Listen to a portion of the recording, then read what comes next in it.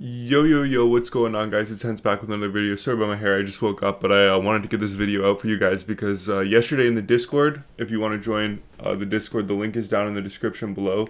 I asked a question on the Reddit, on the question of the day in the Discord about what this video is going to be about, which is a power ranking of the team builder cards, the new 95 team builder cards. However, I didn't want to do my own personal ranking because my personal ranking is just as valid as anybody else's personal ranking, and it's quite subjective. And instead of getting a subjective response, I asked everybody for their subjective response and made an objective response, which is an objective response is basically just a sum of subjective responses.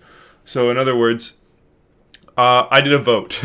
In other words, so I'm going to take my face cam off here so you guys can see the stats of the cards, and let's go ahead and start. So I did the vote. I asked this question. I need your guys' input for a video I'm recording. It's going to be a community ranking team builders. Here's what I will ask. First, vote below by reacting with the color of the card you think is best. So I did Beukeboom, Holik, Jagr, Bouwmeester, and I put them all as like a vote at the bottom of the poll. And then I said, secondly, tell me why you voted for who you did in the question of the day's answers channel, which means that I will tell you not only who won the vote, but also why they were winning the vote. All right, so the votes, I will just break it down for you right now. The top two were very, very close, with a total of 14 votes and 12 votes respectively. And then the third and the fourth, the third place player had 1 vote, and the fourth place player had actually 0 votes. So this isn't a ranking of 1 to 4 in terms of what everybody's personal opinion of 1 to 4 is. It's more of the ranking of who everybody thinks is the best, and then ordered in that order. So like, if 14 people thought one card was the best, then it's going to be my first ranked card. If 12 people thought another card was the best, it's going to be my second ranked card, as opposed to ranking them in order of like how I think you should get them.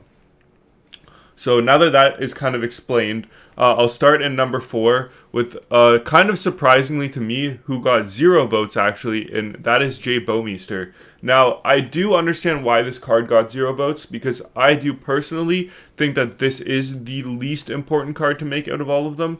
I do think that he is not as good as Beukeboom, because not only is he a little bit shorter, he also doesn't have as good of abilities, and he's also a lot lighter, which means that without truculence and with only 93 body checking, his ability to knock people off the puck isn't going to be as good as you would expect for a card of this nature, right? He's 6'4", 206, but he's not going to be able to knock people off the puck like somebody like Shea Weber, Victor Hedman, or even Jeff Beukeboom, because his body checking is lower.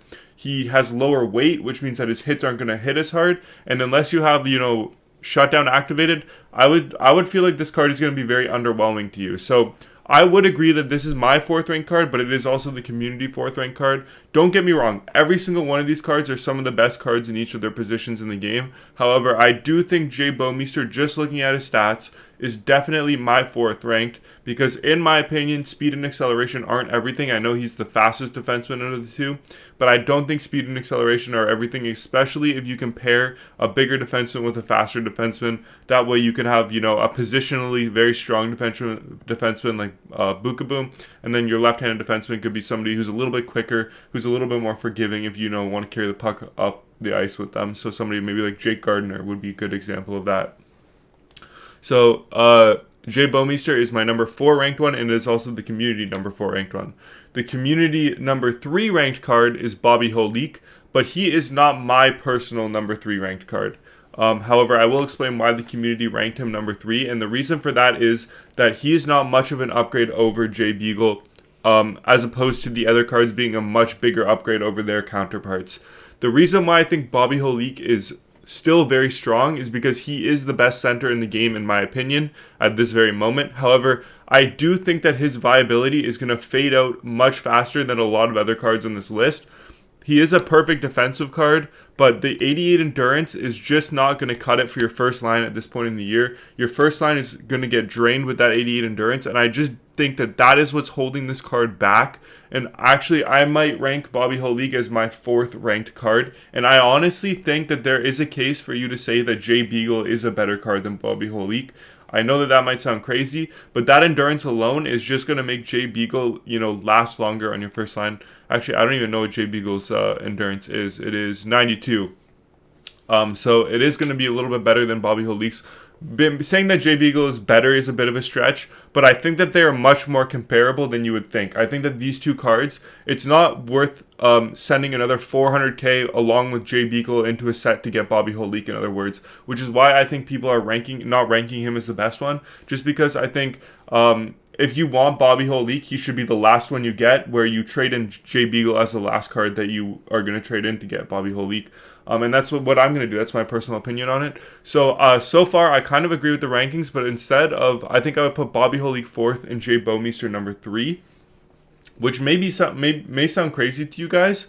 But now that I'm relooking at these cards, and I'm kind of thinking that is definitely the best outcome for these cards. I do think close quarters makes a big difference though on Bobby Holik over Jay Beagle, but they're not. There's not a big difference between those two cards, and if I was going to be the one ranking who I would get first, second, third, if you are trading in Jay Beagle, I would get Bobby Holik. However, if you're not trading in Jay Beagle, just like I haven't, I would not go for Bobby Holik. All right, and then that leaves us with Jeff Beukeboom and Jaromir Jagr. Now these two are only separated by 2 votes, and they got the majority of the votes by quite a wide margin. And I think that this is just going to come down to whatever you need positionally more on your team. Although I do think that each of these cards are the best in their position. I do think that one of them is actually the best non-evo card in the game, and the other one is probably the second best non-evo card in the game. And coming in at number 2, which I agree with the community with, is actually Jaromir Jagr, which might sound crazy to some of you guys, because you might think this guy's 6'3", 230 with gold unstoppable force, silver close quarters, and elite edges, and 96 speed and acceleration, and he's only in second place. Well, yes, actually. I don't think that this card is definitely a must make, I would say. He's very, very good, and he's very close to being number 1. I just think that Jeff Beukeboom is the best card in the game, but I will explain Jagr first. So the reason that Jagr is number 2 is because he would be demoting Connor McDavid to your second line, and I don't think, although I do think he's a lot better than Connor McDavid, I don't think that he's going to be a lot better for very long. I think once Connor McDavid gets 2 more upgrades to 94 overall, he might actually be better than this Jaromir Jagr card, and might demote Jagr down to your second line, and a big investment like that to be on your second line is not the best. Although I do think Jaromir Jagr is absolutely insane, and I would highly recommend getting him, and I'm going to make him next. He's just number 2 for me, but only very slightly, and there's definitely a wide margin between my top 2 and my bottom 2 in these. So Jaromir Jagr is a great card, and I would highly recommend investing in this card. And the reason that a lot of people voted him as the best card is because he is going to be the most impactful one offensively, and offense is always more fun than defense, and you're going to get a lot more use out of him offensively, although I do think that defenders are more important in this game than offense. So getting rounding out your D core before you round out your offensive core, I think is more important, because defending in this game is so difficult that you need some better defenders to kind of compensate for that, whereas if you're attacking the other person, they're also not going to be the best at defending, so it might be a little bit easier for you to score if you have a little bit worse players on offense and better players on defense. So with that approach, I do think that Jagr's Spinorama and Puck on a String aren't the best abilities. Spinorama has some viability if you do like to spin a lot, and it is good for passing cross crease, like off a spin, off of a defender. It works very well for that. I just don't think that it is something that you're going to want to activate. These two are definitely not ones that you're going to want to activate, but elite edges, unstoppable force, and close quarters on this card make this card a force to be reckoned with, along with a great shot, perfect hands pretty much, and very, very good skating. This card is absolutely unbelievable, and there's no two ways about it. This card is an absolute must-make for me, and he's coming in at number 2 on my list, which obviously leaves number 1 to Jeff Beukeboom. And now you might say, well, why is Jeff Beukeboom number 1? He's the slowest out of all the cards. He's, he doesn't have the best shooting. He doesn't have the best hands. He's not the best going forward. But what I will say about this Jeff Beukeboom card is he reminds me a lot of the Victor Hedman Team of the Year card last year. And that card was the best card in the game from the start to the finish. And I think this card is following a similar path to that, and I think that there's a lot of viability for this card to be on your team for a long time. Even when the 98 team builders come out in a couple months, this card is still going to be viable in the game. He's still going to be a top, 4D at the very least, right? That's when Team of the Season is going to come out, and I think this is going to be better than a lot of the Team of the Season cards even. So I would highly recommend getting this Jeff Beukeboom card. I do think that he is easily the best. I know a lot of people are ranking him not as the best, but I think he's the best, and it's not even particularly close. I mean, Jagr's kind of close, but the other two are not even close to this card. He is a perfect defender. You cannot get around him with Gold Truculence, and if you want to activate Shutdown, that makes his poke check so much better. That's only 10 ability points, and he's the best card in the game, in my opinion. I have him personally on my team. He has in 4 games for me, 1 goal and 4 assists, I believe. I can go check on my team right now. He is a fantastic card, and I would highly recommend getting him. I am working towards getting Jagr too, and I will do a review on both of them, a comparison on both of them, and let you guys know who I think is better. But Jeff Beukeboom in 4 games played has 1 goal and 4 assists. I've got Bouncer and Truculence activated on him. He's an absolute weapon in the defensive zone, and he's, as you can see, plus 10 on my team, which means that in those 4 games, when he's been on the ice, he basically hasn't conceded a goal because he's got 5 points on him and then plus 5 more points, when he's on the ice. So this card is an absolute force to be reckoned with. And by the way, those games were all Rivals games. I don't think I played any champs, but they're all Div 2 Rivals games. So that goes to show that he's just an animal defensively, and I would highly recommend this card. Now, this is as unbiased a list as I could possibly make. Some people in the comments might say, well, I like this card and this card and this card better. That's fine. This is the community rankings. I kind of agree with my community rankings.